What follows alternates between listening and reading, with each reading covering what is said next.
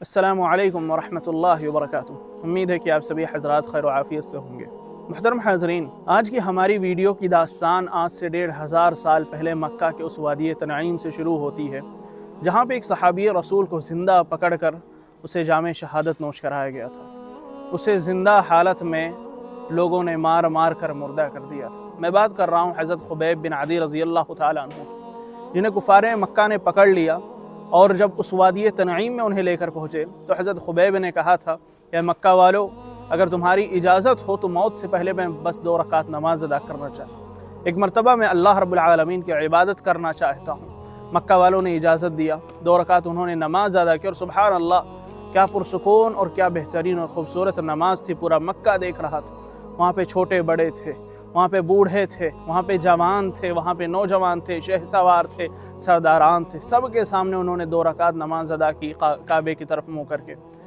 और इन तमाम भीड़ों के अंदर एक नौजवान खड़ा था जो आगे चलकर इस्लाम की तारीख़ का एक सितारा बनने वाला था। उसका नाम था सईद बिन आमिर रज़ियल्लाहु ताला अन्हु। उस वक्त वो इस्लाम कबूल तो नहीं किए थे, लेकिन उस भीड़ के अंदर वो भी खड़े थे। वो भी अंजाम देखना चाहते थे एक सहाबी रसूल का, या आखिर एक सहाबी होता कैसा है, एक सहाबी का ईमान कैसा होता है। और खुबैब बिन अदी ने उस वक्त और उस दिन लोगों को दिखाया था कि एक सहाबी रसूल का ईमान कितना ज़्यादा मजबूत होता है। उसके ईमान के सामने दुनिया और दुनिया की ये चीज़ें फीकी हैं, ये कोई हैसियत नहीं रखती। हज़रत खुबैब जब नमाज से फारिग होते हैं तो मक्का वालों से कहते हैं कि अगर खुदा की कसम मुझे इस बात का अंदेशा नहीं रहता कि तुम लोग मुझे बुज़दिल ना समझो, तुम मुझे मौत के डर से नमाज को लंबी करने वाला ना समझते, तो मैं ये नमाज आज बहुत लंबी पढ़ता और लंबी में पढ़ता, ताकि मैं अपने अल्लाह से थोड़ा और करीब हो जाऊं। लेकिन मुझे डर था कि कहीं तुम लोग मुझे डरपोक ना समझने लगो, इसलिए मैंने नमाज मुख्तसर पढ़ी है। उसके बाद हज़रत खुबैब बिन अदी रज़ियल्लाहु ताला अन्हु को बांध दिया जाता है, उनके जिस्म का मसला किया जाता है, उनके अज़ाए जिस्म को काटा जाता है, उन्हें सताया जाता है। उनके जिस्म से खून की धाराएँ बह रही थी, उनका कपड़ा लहूलहान हो रहा था। और इस पर कुफ़ारे मक्का सवाल करता है, खुबैब क्या तुम्हें ये बात पसंद नहीं कि तुम्हारी जगह मोहम्मद हों और तुम अपने घर में अपने अहलो अयाल के पास, अपने बीवी बच्चों के पास सुकून और इत्मीनान से रहो। हज़रत खुबैब ने कहा, खुदा की कसम मोहम्मद अरबी सल्लल्लाहु अलैहि वसल्लम रास्ते में चले और उन्हें काटा भी चुभ जाए, मुझे तो ये बात भी पसंद है। तो बदरजे औला ये बात कहाँ से पसंद आ सकती है। उनका जब ये जवाब उस नौजवान सईद बिन आमिर ने सुना तो काफ़ी मुतासिर हुआ। क्या एक सहाबी एक इंसान की खातिर, अपने ईमान की खातिर इतनी तकलीफ़ें कैसे सह सकता है। और उस वक्त पूरा मक्का चिल्ला रहा था कि इसे कत्ल कर दिया जाए, मौत के घाट उतार दिया जाए। मौत की वादी में सब उसे ढकेल रहे थे और बिलाखिर वहाँ उन्हें कत्ल करके तमाम लोग अपने घरों को चले जाते हैं। सब लोग रफ्ता रफ्ता इस हालत और इस वाक़े को भूल जाते हैं। लेकिन सईद बिन आमिर जो आज की दास्तान के हीरो हैं, जो सहाबी रसूल हैं जिनकी खिदमत का एतराफ़ मोहम्मद अरबी सल्लल्लाहु अलैहि वसल्लम ने किया था, कि अपने घर को वापस तो जाते हैं, लेकिन इनका दिल दिमाग उसी खुबैब बिन अदी रज़ियल्लाहु ताला अन्हु के पास रह जाता है। ये घरों को जाते हैं और हज़रत खुबैब के बारे में सोचते हैं, हमेशा उन्हीं का ख्याल इनके दिल में रहता है। और ये कई दिनों तक फिर मुसलसल सपने देखने शुरू किए। जब वो देखते हैं कि हज़रत खुबैब रज़ियल्लाहु ताला अन्हु को सताया जा रहा है, कभी वो देखते हैं कि हज़रत खुबैब कुफ़ारे मक्का के लिए बद्दुआ कर रहे हैं, ये तमाम चीज़ें जब वो सपने में देखते, घबराहट के आलम में उठ जाते थे, तो उन्हें डर लगता था कि कहीं आसमान का कोई टुकड़ा उनके ऊपर ना गिर जाए, कोई अल्लाह के अज़ाब ना नाजिल हो जाए। क्योंकि वो भी उस दरमियान वहाँ पे मौजूद थे, जालिमों का साथ दे रहे थे, गरचे खामोश खड़े थे लेकिन जालिमों के साथ थे। वो भी वहाँ पे तमाशाई बने तमाशा देख रहे थे। खैर, अल्लाह रब्बुल आलमीन ने इसी वाक़े को इनके कबूल इस्लाम का ज़रिया बनाया और इस वाक़े से मुतअस्सिर होकर हज़रत सईद बिन आमिर रज़ियल्लाहु ताला अन्हु ने कबूल इस्लाम किया और मुशर्रफ ब इस्लाम हुए। और मक्का के अंदर ऐलान तमाम लोगों को बतला दिया था कि आज से मैं भी मोहम्मद का सिपाही हूँ। एक सिपाही तुमने मोहम्मद का ख़त्म किया, आज एक नया सिपाही पैदा हुआ है जो आगे चलकर मोहम्मद और रसूलुल्लाह सल्लल्लाहु अलैहि वसल्लम और इस दीन की खिदमत करने वाला है। उसके बाद हज़रत सईद बिन आमिर रज़ियल्लाहु ताला अन्हु मक्का को छोड़कर अपने आबाई वतन, अपने वतन अज़ीज़ मक्कतुल मुकर्रमा को खैराबाद कहते हैं, अलविदा कहते हैं, आखिरी नज़र भरते हैं और मदीना का रुख करते हैं और अपने प्यारे हबीब हज़रत मोहम्मद अरबी सल्लल्लाहु अलैहि वसल्लम के कदमों में हाजिर हो जाते हैं। और उसके बाद खैबर से लेकर प्यारे नबी ने जितनी भी जंगें अपनी ज़िंदगी के अंदर, अपनी हयात तय्यबा के अंदर लड़ी, उन तमाम जंगों के अंदर उन्होंने शिरकत की और अपनी बहादुरी का लोहा उन्होंने मनवाया प्यारे नबी सल्लल्लाहु अलैहि वसल्लम अपनी मौत के वक्त इस सईद इब्न आमिर रज़ियल्लाहु ताला अन्हु जैसे सिपाही और इस्लाम के एक दाई की खिदमात के मुअतरिफ थे। इसके बाद खलीफा अव्वल हज़रत अबू बकर सिद्दीक़ रज़ियल्लाहु ताला अन्हु के अहद में ये अबू बकर सिद्दीक़ के एक शमशीर बनकर रहे, एक तलवार बनकर रहे, एक नंगी तलवार जो कुफ़ार पर पड़ती थी, क्योंकि बहुत बहादुर थे। इनके बहादुरी के चर्चे सहाबाए किराम में आम थे। उसके बाद हज़रत उमर रज़ियल्लाहु ताला अन्हु के दौरे खिलाफत की बात करें तो एक मरतबा का वाक़या है, हज़रत सईद इब्न आमिर उमर रज़ियल्लाहु ताला अन्हु के सामने हाजिर होते हैं। वो उस वक्त खलीफा थे। हाजिर होकर उन्हें कुछ नसीहत करते हैं, उमर मैं आपको कुछ नसीहत करना चाहता हूँ। उमर ने कहा ज़रूर, बतलाइए आपकी क्या बातें हैं। हज़रत सईद ने कहा था कि अय उमर, ये तुम्हारे जो लोग हैं, ये हमारे मुसलमान भाई, इनके मुआमले में अल्लाह से डरते रहना। इनके लिए वही पसंद करना जो तुम अपने लिए और अपनी औलाद के लिए पसंद करो, अपनी बीवी बच्चों के लिए पसंद करो, और इनके लिए वो तमाम चीज़ें नापसंद करना जो तुम अपनी ज़ात के लिए, अपने बीवी बच्चों के लिए नापसंद करोगे। अल्लाह रब्बुल आलमीन से हर मामले में डरते रहना, खुसूसन इनके मामले में उमर तुम डरते रहना, और कभी भी मुश्किल आ जाए घबराना नहीं। हर मुश्किल को अल्लाह रब्बुल आलमीन की दुआओं के साथ उसे हल करना। और ये तमाम नसीहतें उन्होंने करने के बाद हज़रत उमर रज़ियल्लाहु ताला अन्हु के पास से वहाँ से जब जाने लगे तो हज़रत उमर ने सईद इब्न आमिर से कहा था, ए सईद, तुम्हारी नसीहतें वल्लाह बहुत प्यारी हैं, बहुत उम्दा हैं, और मैं उन्हें आखिरी सांस तक निभाऊंगा, उस पर अमल करने की कोशिश करूँगा। लेकिन मुझे ऐसा महसूस होता है कि ये बारे खिलाफत ये मेरे कंधों पे बहुत ज़्यादा बोझ डाल रहा है। मेरे कंधे इस काबिल नहीं हैं कि इतनी बड़ी जिम्मेदारी को अकेले उठा सकें। ऐ सईद, का तुम अपने मुसलमान भाई की मदद नहीं करोगे? क्या तुम इस मुश्किल घड़ी में मुझे अकेला छोड़ दोगे?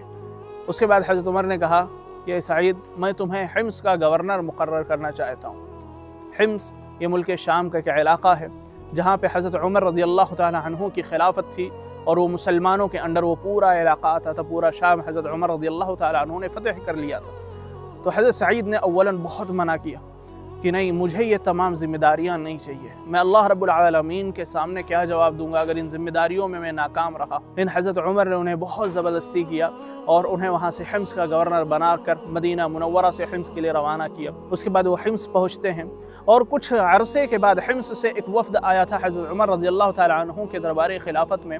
हज़रत उमर ने उन लोगों से सलाम कलाम के बाद बहुत सी बातें की हिम्स के मुताल्लिक़, वहाँ के गवर्नर के मुताल्लिक़। उसके बाद हज़रत उमर ने आखिर में उन लोगों से कहा कि आप लोगों की नज़र में हिम्स में जितने भी गरीब हैं, फ़कीर हैं, मिस्कीन हैं, जो ज़रूरत के मुस्तहिक़ हैं, उनके नाम मुझे पेश कीजिए। मैं उन लोगों की मदद करना चाहता हूँ, माली मदद करना चाहता हूँ। उन लोगों ने एक लंबी लिस्ट हज़रत उमर रज़ियल्लाहु ताला अन्हु को दिया। हज़रत उमर जब उस लिस्ट को पढ़ रहे थे तो उनके आंखों के सामने से एक नाम गुजरा जिस पर उन्हें यकीन नहीं हो रहा था। वो नाम था सईद इब्न आमिर रज़ियल्लाहु ताला अन्हु का। हज़रत उमर ने उन लोगों से पूछा कि ये कौन सईद इब्न आमिर है? उन्होंने कहा, ये हमारा गवर्नर है, ये हिम्स के गवर्नर हैं जो इस लिस्ट के अंदर हैं। हज़रत उमर ने पूछा, क्या ये मुफलिस हैं, ये गरीब हैं? उन लोगों ने कहा, हमारे गवर्नर की हालत तो ऐसी है कि कई कई दिन गुजर जाते हैं और उसके घर में चूल्हे नहीं जलते। हमारा गवर्नर अल्हम्दुलिल्लाह ऐसा है, इतना गरीब है, इतना मुफलिस है। हज़रत उमर को जब ये बात मालूम हुई कि एक गवर्नर, एक ओहदा पे फाइज इंसान जो कि सरकारी ओहदे पे, इतने बड़े ओहदे पे है, उसके घर का हालत ये है कि कई कई दिन गुजर जाते हैं और घर में चूल्हा नहीं जलता, खाना नहीं बनता है। हज़रत उमर ने जब ये बात सुनी, ज़ारो क़तार रोने लगे, इतना रोए कि आपकी दाढ़ी आंसुओं से तर हो गई थी। उसके बाद हज़रत उमर ने 1000 दीनार की एक थैली बनाई, उन लोगों के हवाले की कि लेके जाकर मेरे गवर्नर को दे देना, मेरे भाई सईद बिन आमिर को दे देना। हज़रत सईद के पास जब वो लोग पहुँचे, उन लोगों ने दिया। हज़रत सईद ने जब उस थैली को देखा, उसके अंदर दीनार थे, फ़ौरन हज़रत सईद की ज़ुबान से निकलता, इन्ना लिल्लाहि व इन्ना इलैहि राजिऊन। करीब में थोड़े दूर पे उनकी बीवी बैठी हुई थी। उसने पूछा, क्या बात है, इन्ना लिल्लाह क्यों पढ़ रहे हैं? क्या खलीफा राशिद हज़रत उमर रज़ियल्लाहु ताला अन्हु की वफ़ात हो गई है? उन्होंने कहा, नहीं। उनकी बीवी ने कहा, क्या मुसलमानों के ऊपर बहुत बड़ी कोई मुसीबत नाजिल हुई है? क्या मुसलमान किसी जंग के अंदर उन लोगों को कोई सदमा पहुँचा, कोई हार मिली है? हज़रत सईद ने कहा, नहीं। तो बोले, फिर माजरा क्या है? तो हज़रत सईद ने कहा कि मेरे घर के अंदर अल्लाह ने एक बहुत बड़ा फितना भेज दिया, अगर तुम चाहो तो मेरी मदद कर सकती हो। उन्होंने कहा, आप बताइए क्या करना है? तो हज़रत सईद ने कहा कि ये 1000 दीनार हज़रत उमर ने मुझे दिए हैं मेरी ज़रूरियात के लिए। मैं चाहता हूँ कि ये जिस रास्ते से आएँ उसी रास्ते इस घर से चले जाएँ। तो फ़ौरन दोनों मियाँ बीवी ने उस 1000 दीनार को गरीबों, फ़कीरों और मिस्किनों के अंदर सदका कर दिया। इसके बाद एक मरतबा हज़रत उमर ख़ुद हिम्स मुल्क शाम आए हुए थे। वहाँ पे हिम्स के अंदर जब गए, वहाँ के लोगों से जब पूछने लगे वहाँ के गवर्नर के बारे में, तो वहाँ के लोगों ने बहुत सी शिकायतें की। तो हज़रत उमर रज़ियल्लाहु ताला अन्हु उन्होंने अपने दिल के अंदर कहा कि अल्लाह, मैंने सईद के मुताल्लिक़ बहुत हुस्न ज़न पाला है, मैं उसे बहुत अच्छा समझता हूँ, उसकी बहुत अच्छी अच्छी सिफ़ात मेरे अंदर मौजूद हैं, मैं उसे अच्छा मानता हूँ, अल्लाह मुझे गलत साबित मत होने देना। अगले दिन हज़रत उमर ने दरबार तलब किया, जिसके अंदर एक तरफ हिम्स के गवर्नर थे, दूसरी तरफ हिम्स की रियाया थी, जो हिम्स के गवर्नर के मुताल्लिक शिकायतें कर रही थी सईद इब्न आमिर रज़ियल्लाहु तआला अन्हु के ख़िलाफ़। हज़रत उमर रज़ियल्लाहु तआला अन्हु ने उन लोगों से पूछा कि भाई बताइए आपका क्या सवाल है। पहला सवाल उनका यह आया कि ये इंसान दिन चढ़े घर से बाहर नहीं निकलता है, हिम्स की रियाया ने ये शिकायत की। तो हज़रत उमर ने हज़रत सईद इब्न आमिर को देखा और पूछा, सईद इसका क्या जवाब है आपके पास? सईद ने कहा, अल्लाह की कसम मैं अपने हालात किसी को बताना नहीं चाहता था, मैं इस बात पे किसी से बात नहीं करना चाहता था, लेकिन आज जब बात निकली है, मेरी शिकायत हुई है और आप खलीफा हैं, आपका अमीरुल मोमिनीन है, आपने सवाल किया है तो उसका जवाब मैं देता हूँ। मसला ऐसा है कि सुबह सवेरे मैं उठता हूँ, उसके बाद आटा गूंथता हूँ, कुछ देर इंतज़ार करता हूँ, फिर रोटी बनाता हूँ, अपनी बीवी को उसे खिलाता हूँ, उसके बाद वज़ू करके नहा धोकर मैं उसके बाद निकलता हूँ इन लोगों की खिदमत के लिए। ये है मेरी वजह।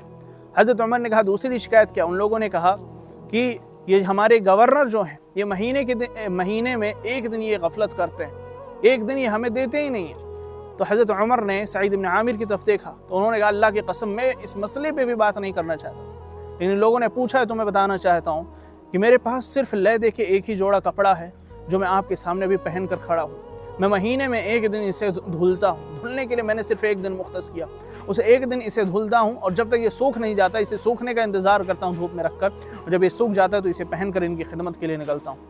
उन लोगों की तरफ से तीसरा सवाल आया कि अय अमीरुल मोमिनीन, ये रात में हमारी कोई शिकायत नहीं सुनते, हमारी कोई बात नहीं सुनते। तो इस पर भी हज़रत सईद ने जवाब दिया, अय उमर रज़ियल्लाहु तआला अन्हु, अय अमीरुल मोमिनीन, माजरा ऐसा है कि मैंने दिन को इनके लिए वक्फ़ किया है और रात को मैंने अपने रब के लिए वक्फ़ किया है, रात को मैं अपने रब की इबादत करता हूँ, इसलिए इनकी बातें नहीं सुन पाता।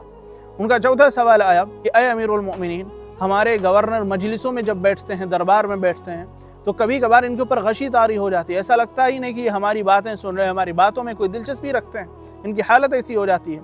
तो अमीरुल मोमिनीन ने सईद इब्न आमिर की तरफ देखा, उन्होंने कहा कि अय अमीरुल मोमिनीन, माजरा असल में ऐसा है कि आज से कुछ सालों पहले मेरे भाई खुबैब बिन अदी को मक्का की वादी में जिस तरीके से कत्ल किया गया था, उस वक्त मैं वहाँ पे मौजूद था, मैंने सब मंजर अपने आँखों से तमाशाई बनकर देखा था, और आज वो मंजर जब मैं याद करता हूँ मुझे ये डर लगता है कि कहीं अल्लाह रब्बुल आलमीन मुझे आज़ाब में ना मुब्तला कर दे, क्योंकि मैं उस वक्त उसकी मदद कर सकता था, मैं अपने भाई को बचा सकता था, लेकिन मैंने उस वक्त कुछ नहीं किया, अपने भाई को इस तरीके से मरने दिया, और मुझे अल्लाह रब्बुल आलमीन के आज़ाब का डर होता है। और जब ये बातें मेरे जहन में आती हैं तो अल्लाह के खौफ से मैं बेहोश हो जाता हूँ, और जब होश में आता हूँ उसके बाद इन लोगों की बातें सुनता हूँ। ये शिकायतें हज़रत उमर रज़ियल्लाहु तआला अन्हु ने जब सुनी और इन शिकायतों के जवाबात जब हज़रत उमर ने सुने, हज़रत उमर ने फ़ौरन अल्लाह का शुक्रिया अदा किया और कहा, ऐ अल्लाह, मैंने अपने भाई सईद के मुताल्लिक़ जो हुस्न ज़न पाला था उसमें ज़र्रा बराबर भी कोई कमी नहीं है, वो बिल्कुल सच्चा और अच्छा इंसान है। ये थे सईद इब्न आमिर रज़ियल्लाहु तआला अन्हु, ये उनकी ज़िंदगी थी, किस तरीके से उन्होंने इस्लाम कबूल किया, किस तरीके से दीन की खिदमात अंजाम दी। ये सईद इब्न आमिर थे जो हिम्स के गवर्नर थे, इसके बावजूद भी उन्होंने सरकार का और सरकारी चीज़ों का गलत इस्तेमाल नहीं किया, रिआया का उन्होंने हत्तल इम्कान ध्यान रखा, कुरान और हदीस के मुताबिक ज़िंदगी गुजारी और दुनिया वालों को एक पैगाम दिया कि आपका ईमान मजबूत होना चाहिए। इसीलिए अल्लाह रब्बुल आलमीन ने कुरान में कहा है, फ़इन आमनू बिमिस्लि मा आमनतुम बिही फ़क़द इहतदौ, ऐ लोगों, मेरे सहाबा के ईमान की तरह ईमान लाओगे तो तुम्हारा ईमान कामयाब है, तुम कामयाब हो, तुम हिदायत याफ्ता हो। ये सहाबाए किराम रिज़वानुल्लाहि अलैहिम अजमईन थे जिनके ईमान की मिसालें अल्लाह ने कुरान में पेश की हैं। हमें भी अपने ईमान को इन लोगों के ईमान की तरह बनाना चाहिए। आज का हमारा वीडियो पूरा का पूरा ये तमाम हमने बनाया है सिर्फ़ और सिर्फ एक सहाबी रसूल की पर्सनालिटी के ऊपर, उनकी हयात तय्यबा के ऊपर, वो थे सईद इब्न आमिर। अगली वीडियो इंशाअल्लाह इसी तरीके से एक ऐसे सहाबी के बारे में लाएंगे जिनका शायद हम लोगों ने नाम ना सुना हो, हमारे मुआशरे के अंदर उनका नाम ना लिया जाता हो, किताबों के अंदर वो दब कर रह गए हैं, लेकिन उन्होंने दीन की खातिर बहुत सी कुर्बानियाँ पेश की हैं, दीन के उन्होंने बहुत सी खिदमात अंजाम दी। जिस तरीके से हम सईद इब्न आमिर को इससे पहले नहीं जानते थे, बिल्कुल इसी तरीके से शायद आने वाले सहाबी को भी हम ना जानें। लिहाजा इस वीडियो को आप देखें, इसे शेयर करें, चीज़ें अच्छी लग रही हों तो इन चीज़ों से मुस्तफ़ीद हों और इसे अपने अमली ज़िंदगी के अंदर नाफिज़ करने की कोशिश करें। अल्लाह रब्बुल आलमीन तमाम सहाबाए किराम को अपने जवार रहमत में रखें। आमीन तक़ब्बल या रब्बल आलमीन। व आखिरु दअवाना अनिल हम्दुलिल्लाहि रब्बिल आलमीन। वस्सलामु अलैकुम व रहमतुल्लाहि व बरकातुहू।